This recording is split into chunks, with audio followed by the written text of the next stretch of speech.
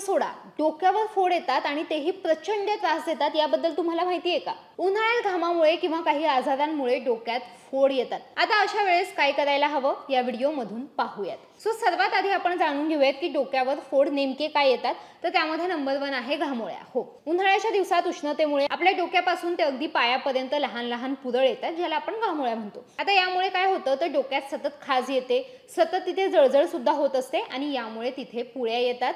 दुसरं कारण आहे गळू. आता गळू हा एक आजार आहे.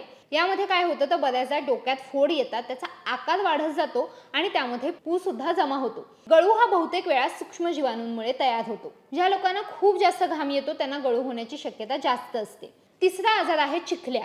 शेतात जास्त काम करणाऱ्या लोकांना डोक्यात चिखल्या होण्याचा त्रास जास्त होतो. पावसाळ्यामध्ये चिखल्या होण्याचा त्रास जास्त होतो. आता या सर्वांवर उपाय काय? तर नंबर 1 आहे हळद. हो, तुम्हा सर्वांना माहिती आहे की हळद हे अनेक आजारांवर रामबाण उपाय आहे, कारण हळदीमध्ये अँटीबॅक्टेरियल, अँटीसेप्टिक गुणधर्म असतात.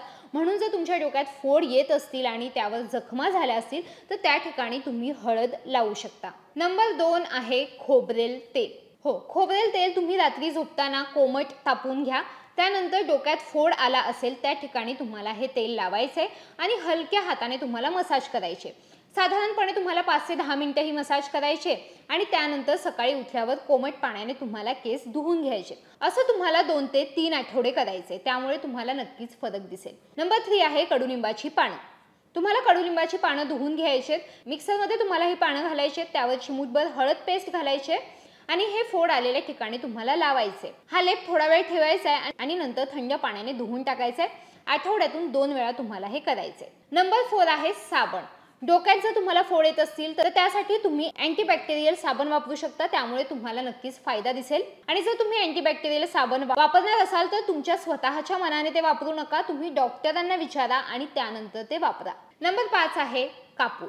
लहान वयामध्ये बऱ्याच मुलींना उवा किंवा लिखांचा त्रास होतो. उवांच्या त्रासामुळे डोक्यात खाज येते आणि त्यामुळे सुद्धा बऱ्याचदा फोड येतात. यासाठी तुम्ही कापूरचा वापर करून बघू शकता. कापूर आणि खोबरेल तेलाच्या वापरामुळे उवा लिखा नष्ट व्हायला मदत होते. कापूर आणि खोबरेल तेल तुम्ही एकत्र गरम करून घेऊ शकता आणि कोमट झाल्यावर केसांच्या मुळाशी तुम्ही हे तेल लावू शकता. आठवड्यातून 2 वेळा तुम्हाला हा उपाय करायचा आहे. उवा आणि लिखा तर जातीलच, पण त्याऐवजी डोक्यातील फोड सुद्धा जायला मदत होईल. 6वा उपाय आहे कोरफड. कोरफड ही त्वचेसाठी अत्यंत चांगली आहे, तुम्हाला सर्वांना माहिती आहे, कारण ही आयुर्वेदिक वनस्पती आहे. म्हणून जर तुमच्या डोक्यात खाज येत असेल किंवा कोंड्या असेल, डोक्यात फोड असतील तर अशा वेळेस तुम्ही कोरफडचा वापर करू शकता. कोरफडची ताजी जेल जर तुम्ही लावली तर तुम्हाला फायदा नक्की दिसून येईल. आठवड्यातून 2 वेळा तुम्ही ह्या कोरफड जेलचा वापर करू शकता. So that's all. या व्हिडिओमधून मी दिलेल्या या टिप्स तुम्हाला कशा वाटल्या आम्हाला खाली कमेंट्समध्ये नक्की कळवा. जर हा व्हिडिओ तुम्ही लोकमत सखीच्या फेसबुक किंवा इंस्टाग्राम पेजवर पाहत असाल तर लोकमत सखीचं फेसबुक आणि इंस्टाग्राम पेज लाईक करा, शेअर करा.